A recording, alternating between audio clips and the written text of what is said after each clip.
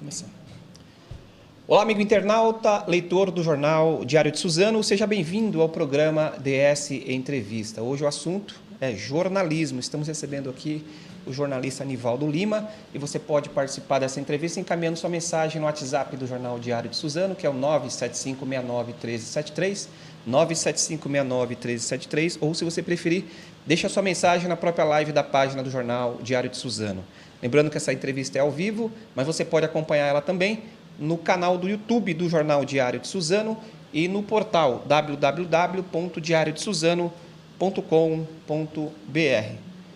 O Nivaldo trabalhou aqui no Diário de Suzano, vai falar um pouco da trajetória dele e fez talvez a matéria mais célebre, mais importante da história do Diário de Suzano e vai contar um pouco também aqui para você que está nos acompanhando. Nivaldo, obrigado pela sua presença aqui, ter aceitado o convite. Eu queria que você desse uma saudação para o nosso internauta que está nos acompanhando.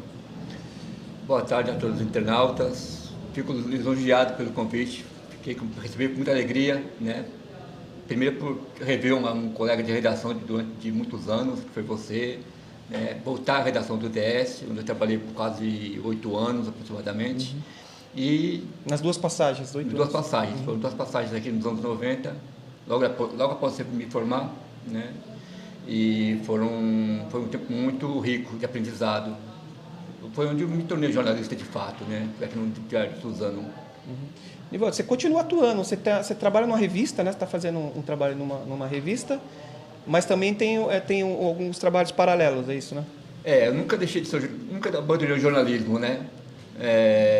Tentei, inclusive, pensei que não fosse ser mais durante o período, mas eu continuo já há cerca de 6 anos, 7 anos aproximadamente, eu atuo como editor de uma revista, a revista Poder, que tem circulação regional, né? Uma revista de variedades, né? Onde eu acompanho o fechamento, faço algumas pautas, inclusive, né? É um trabalho de edição geral da revista, né? Também sou licenciado em Sociologia, né? Dou aulas no Estado, né? No Estado de São Paulo, na capital, na Escola Pública da capital, há 5 anos já, né? Entrei na educação meio por curiosidade, né? Queria experimentar ser educador, né? Então, me formei, fiz a licenciatura, prestei um concurso, passei no concurso do Estado e estou como professor, né? Não sei por quanto tempo ainda vou ficar, né? Mas eu queria ter essa experiência e valeu a pena, tem valido a pena por conta do trato com as salas de aula, é uma coisa muito interessante que me enriquece muito também. É mais difícil ser jornalista ou ser professor de sociologia? Eu acho que é mais difícil ser professor de sociologia, sobretudo por conta de ser sociologia, né? Uma área que está sendo muito criticada, está sendo prestigiada também, né? Desprestigiada, né? Ao lado da filosofia, né? São duas áreas que têm sofrido muitos ataques. Percebo uma postura meio policialesca nos últimos anos em relação a essas duas áreas do conhecimento, o que é uma pena, inclusive. Mas ser professor é mais desafiador. O jornalismo eu sempre me senti mais à vontade. Agora, muita gente diz que o sociólogo, como ele não é um historiador, ele acaba se aprofundando um pouco mais na parte histórica, né, dos fatos históricos, até mesmo mais do que um historiador. Você concorda com isso ou não? Claro que a sociologia aborda muito isso também, né, a parte histórica, principalmente do país. A sociologia, o sociólogo, eu não sou sociólogo, sou licenciado, né? Mas a sociologia é parte dos fatos históricos, né? Dos fenômenos sociais, né? Digamos assim, os fenômenos sociais atuais, do passado, né? Para poder entender, inclusive, o presente e o futuro de uma nação, né? De uma sociedade, né? Eu costumo dizer que o sociólogo, isso tem muito a ver com o jornalismo também, né? O sociólogo é, antes de tudo, cético, né? E o jornalista também tem que ser cético, né? Sempre defende essa ideia. Um sujeito que desconfia de tudo, estranha tudo. Eu acho que é essa ideia que em sala de aula eu tento passar para os meus alunos, né? Desconfiem, duvidem, levantem perguntas, questionem tudo que surgir na sua frente. não aceite nada de pronto. Eu acho que o básico da sociologia é isso, né? Se você conseguir, sala de aula, passar essa mensagem para o aluno, ele consegue, a partir dali, construir seu próprio pensamento sobre o mundo, né? Não sair um pouco do lugar comum, né? Do senso comum, e pensar por si próprio. Eu acho que é uma coisa mais legal da sociologia. O ceticismo tá junto, né, com o jornalismo. O ceticista tem que ser cético, né? Não tem jeito, senão você não consegue atuar, né, na profissão. Que se você não for cético, você se contamina, né? Então você tem que manter, o ceticismo te permite um distanciamento, né? Para você conseguir ver os fatos pelas diferentes nuances dele, pelos diferentes matizes, pelos diferentes enfoques.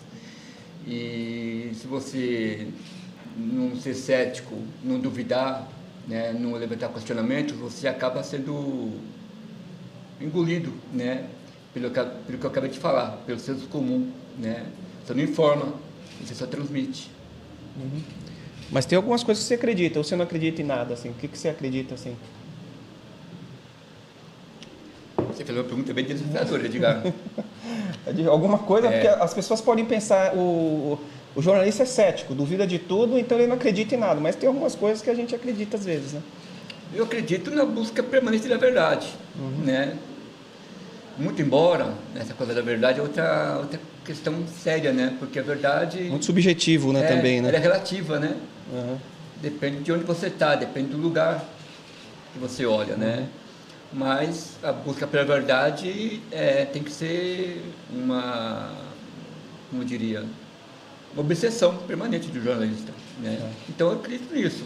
No jornalismo eu acredito na busca da verdade, incessantemente.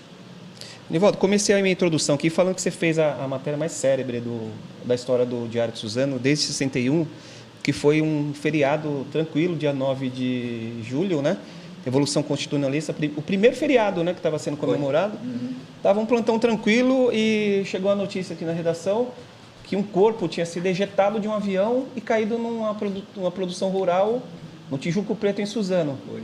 Eu queria que você contasse, eu não sei se você já teve oportunidade, se já deu algumas entrevistas sobre esse assunto. Queria que você contasse como que foi para você, como que você recebeu essa informação. Claro, você não acreditou no começo, né? Ninguém acredita numa história dessa, né? Eu me dei logo de cara, mas, né, fui checar. Né? Foi, de fato, o primeiro ano de instituição do feriado, né? E no dia anterior, quando eu recebi a informação de que eu estaria naquela escala, fiquei bastante contrariado. Trabalho no feriado primeiro, né? Não gostei muito de ter que vir trabalhar aquele dia, não. Cheguei na redação logo cedo, antes das 7 horas, eu acho. Suzano tudo parado, né? Pensando, vai ser uma escala bem tranquila, bem morna, né? Bem monótona, né? Mas mal pisei na redação, já chegou um telefonema do Corpo de Bombeiros dando conta de um incidente envolvendo uma aeronave na região do Tijuco Preto, naquela zona rural, que poderia haver uma vítima, né? Imediatamente já tinha encontrado com o Carlos Magno, fotógrafo, grande amigo nosso, né? Chamamos motoristas e saímos enlouquecidos para lá, né? Chegamos lá, já encontramos uma aglomeração de pessoas. A primeira coisa que nós vimos foi o corpo desse passageiro daquele voo da TAM, né? E a partir daí eu comecei aquela cobertura, uma cobertura frenética, né? Saí, como todo repórter faz, né? Comecei a entender aquilo, né? Porque naquela altura eu não sabia exatamente o que tinha acontecido. Pô, como que essa pessoa caiu do avião? O avião caiu porque havia pedaços de fuselagem por toda parte, né? E enquanto eu fazia a cobertura, eu tentava fazer contato com a redação. Celular, naquela época, contato era bastante difícil, né? Sobretudo naquela 97, região. né? Estava começando o celular. E chegava fragmentos do que tinha acontecido, que tinha tido uma explosão, né? Que poderia ter sido uma explosão e que isso teria ejetado aquele passageiro. Foi uma cobertura muito intensa, eu junto com o Magno, indo para todos os lados. Era uma fazenda, uma área de abrangência muito grande, tinha pedaços de fuselagem por toda parte, né? sobre a casa das pessoas, nos currais, né? E ao mesmo tempo, à medida que a notícia se espalhou, eu tinha que dar conta da cobertura minha, o jornal, e comecei a receber telefonemas de vários órgãos do Brasil inteiro, até do exterior, de lá onde eu estava, tentando entender, querendo falar comigo, pegar a apuração, né? E era eu fazendo minha apuração e apurando para outros veículos ao mesmo tempo, ajudando os colegas de outros veículos, né? Foi uma cobertura bacana, impactante, foi a minha maior cobertura, né? Marcou na minha carreira aquilo lá, né? Quando você chegou na redação, você continuou recebendo Não, telefonema, não parou, foi pior até. Quando eu cheguei na redação é que a coisa piorou, que eu não conseguia parar para escrever. Começava a sentar no computador para começar a pensar na matéria, né? Que é uma matéria importantíssima, tá todo mundo querendo saber. E tinha que dar conta de conversar com os colegas de rádio, né? De TV, de outros jornais, né? Porque eles não tinham mandado, até a altura que eu voltei para a redação, aí foi quando eles começaram a mandar equipes para fazer a cobertura local. Mas até aquele momento, toda a informação que eles tinham era basicamente através de mim. Sim. Foi o primeiro repórter a chegar lá no local. Você chegou junto com o bombeiro quase, né? Cheguei junto com a equipe, né, com a primeira equipe, né? Quando eu cheguei, a equipe do bombeiro tinha acabado de desembarcar do caminhão e estava começando a apurar a informação ainda. E chegamos junto com eles no local onde estava o corpo daquela vítima. E aí deu para as fotos que o Carlos Magno fez, né, com você na cobertura, que rodou o mundo aí, né, o jornal cedeu lá para esses órgãos de imprensa.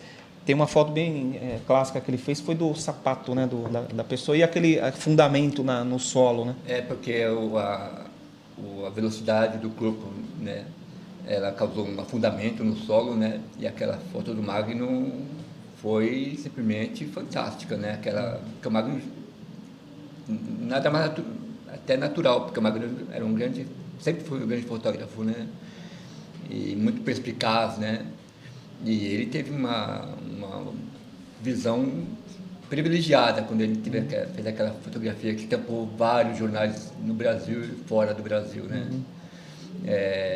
Uma cena chocante, né, para qualquer pessoa que estivesse ali, né, mas meu papel era cobrir, né, deixar a emoção de lado, não me envolver emocionalmente com o choque que muitas pessoas ali, os moradores da localidade, estavam sentindo naquele momento, deixar aquele impacto de lado e pensar na cobertura, né, eu tenho que entregar um bom produto para os leitores amanhã. E teve as suítes depois, né? Você continuou acompanhando o caso por algum tempo aí. Sim, algumas semanas, né? Houve uma cobertura, inclusive, apuração, entender de fato o que houve, né?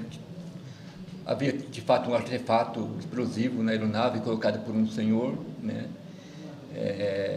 E nós voltamos lá no local umas outras 2 vezes para conversar com os moradores, para entender como que aquilo impactou a rotina deles, né? Porque era uma localidade muito tranquila, uma zona rural mesmo, né? Pessoas muito simples, né? E conversamos muito com aquelas pessoas depois, né? Colhemos depoimentos muito interessantes, muito legais. Evaldo, mas essa foi a melhor matéria que você fez? Antes de começar, você estava falando que teve uma que mais te marcou. Essa foi de maior impacto assim, de cobertura, mas o que me marcou como ser humano foi uma coisa que ninguém vai lembrar, talvez só eu e as pessoas envolvidas, né? Foi um dia comum, na época eu estava na editoria de polícia, eu estava na redação, aí me chamaram na recepção, que tinha uma senhora que queria comunicar o desaparecimento da filha dela. Estava essa senhora, muito humilde, e um rapaz, filho dela, de uns 20 anos. E a menina, filha dela, de uns 5, 7 anos aproximadamente, tinha desaparecido. Sumiu na porta de casa e ninguém não encontrava. Pediu para publicar a foto para poder tentar ajudar a localizá-la, né? Ela já tinha feito o boletim de ocorrência, inclusive, me mostrou o boletim de ocorrência. Aí eu peguei os dados, inclusive, em que circunstâncias tinha se dado esse desaparecimento, produzi a matéria, uma matéria simples, curta com a foto da criança.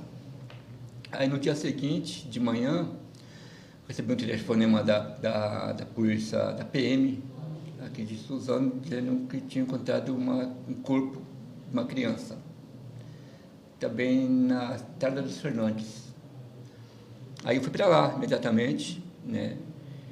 Cheguei lá, me embrenhei na mata junto com os policiais, e eles estavam lá, já tinham localizado a criança, o corpo,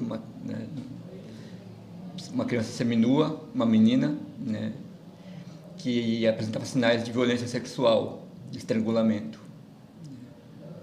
Aí em seguida chegou a mãe, aquela senhora com quem eu tinha conversado no dia seguinte, e ela reconheceu como sendo a menina, a filha dela, né. Aí conversei com ela, conversei com os policiais, conversei com o pessoal, com o delegado, fiz produzir a matéria, né. Aí no dia seguinte, já a polícia atuou muito rapidamente para apurar o caso, e constataram, através de confissão inclusive, de que o assassino da criança foi aquele rapaz que estava com a mãe, o irmão dela. E tinha vindo aqui para dar notícia com ela, né? Rapaz. Veio com ela pedir a publicação da matéria, e ele que tinha levado a menina na porta da escola, a irmã, violentado e posteriormente estrangulado a menina. Aquilo me falou muito sobre o que é o ser humano, né? Já tinha feito coberturas policiais, e até nem propriamente nessa área, mas aquele episódio me trouxe algumas revelações, algumas constatações sobre o ser humano, né? Me acompanha essa história até hoje. Estou sempre, de vez em quando, eu penso nisso, né? Mas mexeu comigo, né? Emocionalmente foi a que mais mexeu como jornalista, foi a que mais me incomodou, né? E que até hoje eu guardo esse episódio como um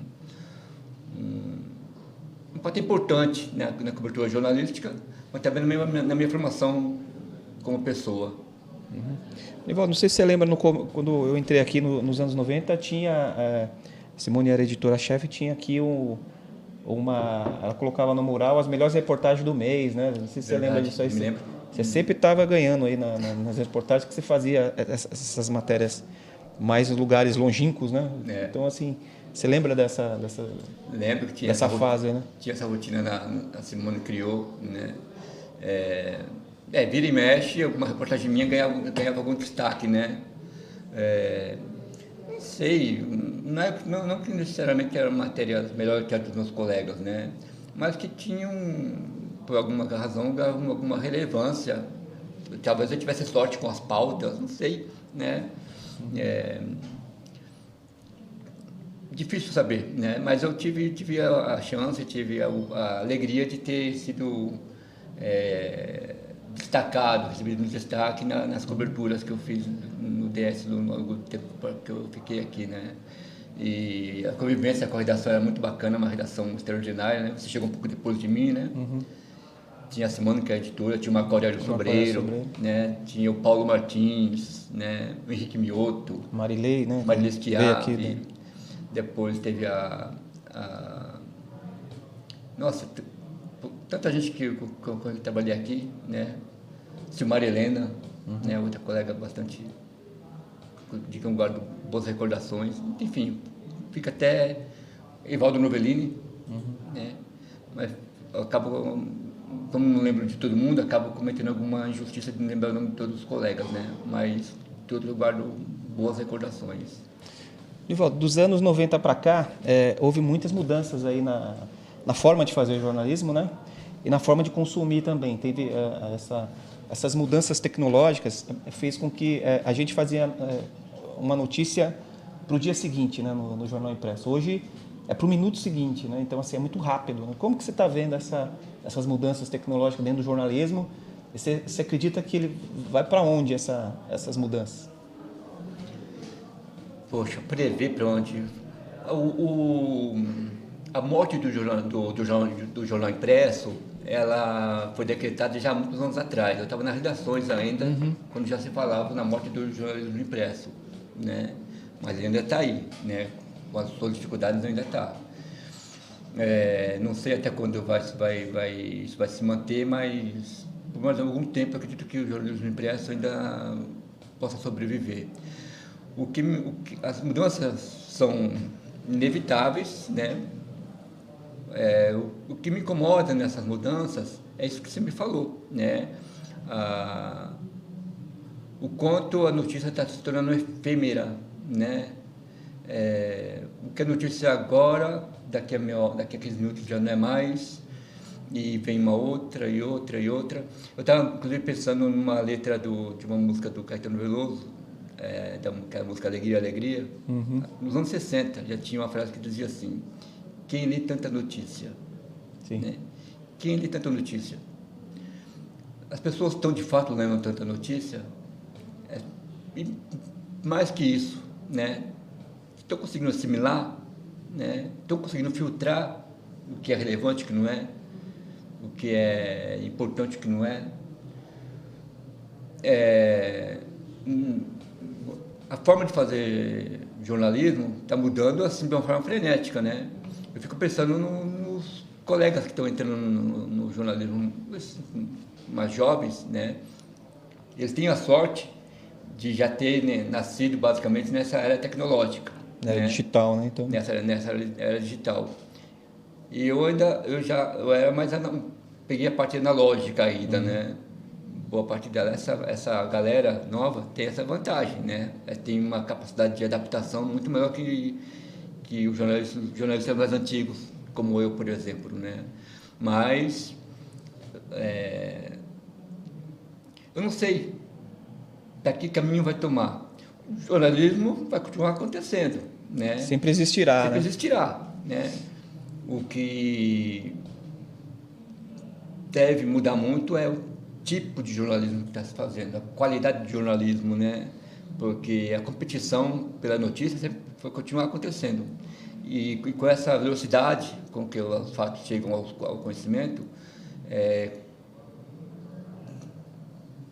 vai começar a surgir gargalos, né? Falhas graves. Teve episódio de ontem, por exemplo. É do Gugu, né? Do apresentador Gugu Liberato. Viralizou nas redes que o rapaz tinha morrido, quando não era verdade.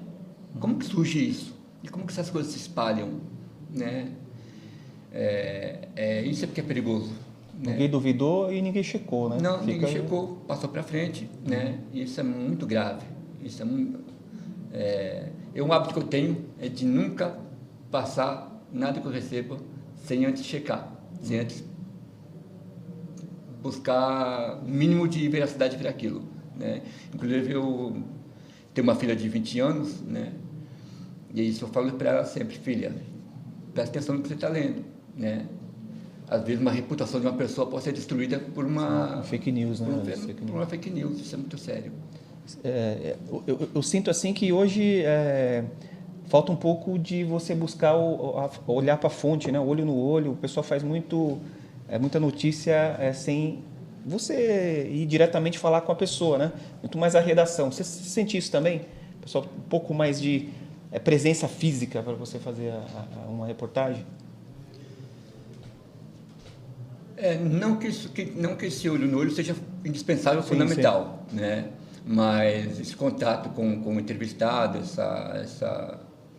quando é muito diferente você entrevistar uma pessoa, você fazendo a leitura dela, leitura do gestual, né? Os desconfortos que certas perguntas podem provocar naquele entrevistado, e você conseguir, a partir de um gesto que o entrevistado fez, você sabe disso, já te coloca num outro direcionamento da entrevista, né? E isso é muito legal, esse contato com o entrevistado, olho no olho, né? Torna mais rico, às vezes torna mais perceptível certos detalhes que não passariam despercebidos em outras circunstâncias. Tem os internautas participando aqui, o Alexandre Trindade está assistindo, né? E o Marcão mandou um abraço para você, falando que trabalhou com a gente, tal, que é ótimo. O Marco Aurélio Sobreiro está mandando um abraço aqui para você também. Outro para ele, grande amigo. Nivaldo, eu queria saber a sua opinião. Hoje o país está polarizado, né? A gente não tem como negar isso, tem uma polarização grande, né? Política. Você acha que o jornalista ele deve se posicionar de alguma forma? O que você acha de jornalistas que se posicionam? Você acha certo ou errado? Depende do tipo de jornalismo que ele se propõe a fazer, né?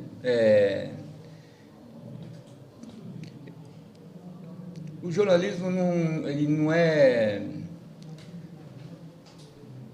refratário a tudo, né? O jornalista não é refratário, o jornalista vive o dia a dia, né? Ele não é brindado, né? Ele é um membro da sociedade. Tem seus posicionamentos, que né? sofre como qualquer pessoa, né? Que tem opiniões como qualquer pessoa, né?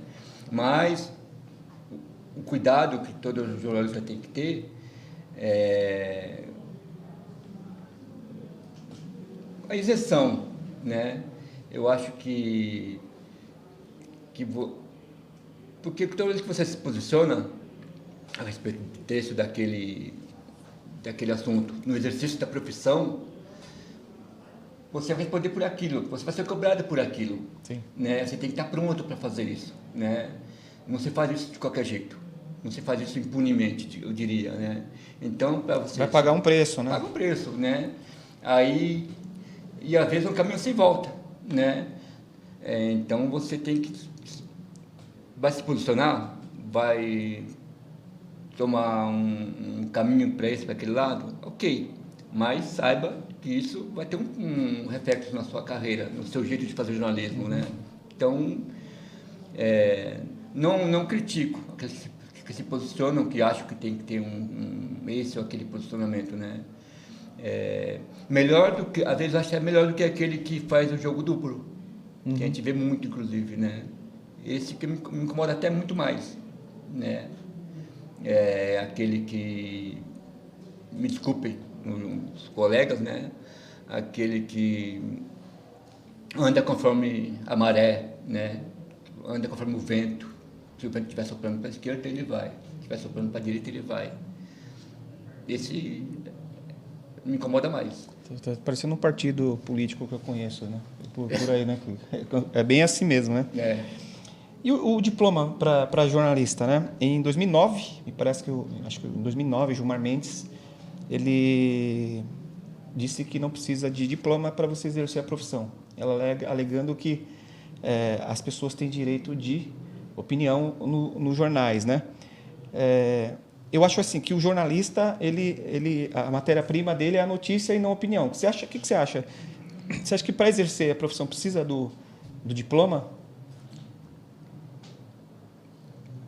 Essa desregulamentação, essa precarização do jornalismo começou, como você disse, lá atrás, né? Não que a universidade ela forme um jornalista, que o jornalista nenhum sai pronto, né, da universidade. Mas eu acho que esses conteúdos que você absorve na academia, na universidade, eles são fundamentais para você saber de fato onde você tá, em que terreno você está pisando, né? Hoje qualquer pessoa acha que porque contou um fato qualquer, fez uma fotografia na rua, né, publica isso, espalha isso para as pessoas com quem tem contato, acha que está fazendo jornalismo, né? Jornalismo é muito mais, né? Jornalismo é uma coisa muito mais complexa, né? É você buscar notícia, é você apurar um fato, é você buscar o contraditório, é você ser ético, né? Ética é outra coisa que também a universidade não ensina, né? Ética você é ou você não é. Eu sempre pensei assim, você não aprende a ser ético. Mas eu não gosto dessa ideia da desregulamentação. Eu acho que o diploma, eu acho que é importante sim, essa formação acadêmica ela é importante sim, né? Precarizar a profissão a troco do quê? Né? Opinião, lógico que opinião todo mundo pode dar, né? Mas dar opinião é muito diferente de você fazer jornalismo. São coisas paralelas, mas não são iguais, né? Então, até por isso que eu acho que... Até para reserva de mercado também, né? Hã? Também reserva de mercado. Né? Eu não sei se a ideia seria... O meu raciocínio seria por conta da reserva de mercado, né? Mas para ver um norte, né? Para ver um sentido para o trabalho, né? O jornalista está na redação porque ele se mostrou capaz através da formação que ele teve, né? Que é uma formação acadêmica e também a formação de vida, né? As duas coisas andam juntas, né? Tá certo. Nivaldo, estamos chegando ao final da nossa entrevista, mas eu queria saber a sua opinião, agora a sua opinião de jornalista como em relação a questões políticas aqui do nosso país. Como você está vendo o Brasil, aí, o que você acha, o que você espera do país aí para esse ano, os próximos anos, agora com o Lula solto, né? Como que você está vendo a situação do seu país? Eu receio que a tensão aumente mais, né? Estou um pouco preocupado com essa polarização da qual você falou, ela leve a consequências ainda piores do que já levou, né? A gente tem visto algumas estabilidades na América Latina recentemente, né? Chile, Bolívia, Colômbia agora, né? E eu tenho receio de que isso seja uma onda que a gente aqui no Brasil não sabe lidar com isso, né? Essa polarização desse contra aquele, né? É perigosa, né? Eu espero que todos os lados envolvidos, especialmente a sociedade, consiga discernir, né? Com clareza que vivemos numa democracia. Essa democracia precisa ser defendida a qualquer preço, eu acho, né? Pelo menos é o que eu acredito. E o jornalismo pode contribuir aí, de uma forma direta, né? O jornalismo ele tem um papel como uma instituição, tem um papel fundamental, né? Nesse sentido, né? De ajudar a manter essa defesa, porque é disso que ele vive. O jornalismo vive de democracia, né? Não se faz um bom jornalismo sem um ambiente democrático seguro, né? Então, ele é um dos pilares com maior interesse na manutenção de um ambiente democrático, né? Onde as pessoas possam falar, possam dar entrevistas, possam conversar livremente, né? Então, tomara que as coisas melhorem. Beleza. Nivaldo, queria te agradecer a sua presença aqui no programa e queria que você deixasse uma saudação final aqui para o nosso internauta que nos acompanhou. Como que faz para a gente, as pessoas que querem saber um pouco mais de você, suas opiniões, seu trabalho aí que você tem feito, te seguir nas redes sociais? Queria que você deixasse, se você puder, os seus contatos das redes sociais. Obrigado pelo convite, foi uma conversa bastante gostosa, né? Até porque a gente não conversava, inclusive, né? Por conta das obrigações de trabalho, né? Eu tenho um Facebook, sou Niva Lima, né? No Facebook, meu WhatsApp.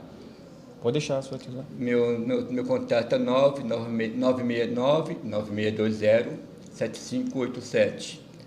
Quem quiser conversar comigo também tem o e-mail enivaldo40@gmail.com. Na verdade, meu nome não é Nivaldo, Nivaldo. É Nivaldo, né? Mas jornalisticamente fiquei conhecido como Nivaldo. Quiser conversar sobre futebol, sobre Santos também, você pode te mandar mensagem sobre Santos. Eu gosto. Saída do Sampaoli, essas coisas. Isso é uma coisa meio uma traumática, coisa triste, né? Meio traumática, mas a gente vai ter, o Santos vai ter que continuar, né? Infelizmente, o cara vai embora pelo jeito, né? Mas pode passar sobre o Santos também, né? Não tem problema não. Flamengo e River Plate, você acha quem que ganha amanhã? Eu acho que é da River. Vai da River? Eu acho que é da River. né, que é um time mais calejado com essas competições. Esse time do Mesmo Flamengo com o estilo de jogo do Flamengo de ir para é cima. muito bom, um time extraordinário, né? Mas eu acho que o River está um pouco mais calejado, o técnico dele, embora o Jorge Jesus seja muito bom também, mas eu acho que experiência faz muita diferença nesse momento. Esse Flamengo não lembra o de 82? Eu acho que o de 81, 82 lá era melhor, né? Que tinha o Leandro, o Zico. Aquele time eu acho que era melhor, porque tinha Zico. Tinha Zico, né? Né? Se o Zico tivesse nesse, seria melhor. Foi uma coisa que inclusive o Júnior falou, né? O Júnior que é daquele time falou, esse time de hoje com o Zico seria melhor daquela década de 80. Certo. E o Santos está indo bem, né? Apesar de não ter jogador, né? Tá indo. O Santos fez um trabalho extraordinário, né? Com elenco reduzido, barato, né? Conseguiu fazer um trabalho extraordinário. Eu acho que vai terminar, inclusive, na frente de um certo Palmeiras que eu conheço, né? Pelo jeito vai mesmo. Né? Divaldo, vou convidar você para vir falar de futebol aqui nos próximos programas. Hoje não vai dar tempo, mas vamos falar depois. Depois vou te chamar para falar de futebol. Queria te agradecer, obrigado mesmo por você ter aceitado o convite. As portas ficam abertas aqui para você, tá bom? Tá bom, obrigado. Eu queria agradecer também você, amigo internauta, que participou conosco dessa entrevista, as pessoas que se manifestaram aqui na live do Jornal Diário de Suzano. Queria agradecer vocês e até o próximo programa.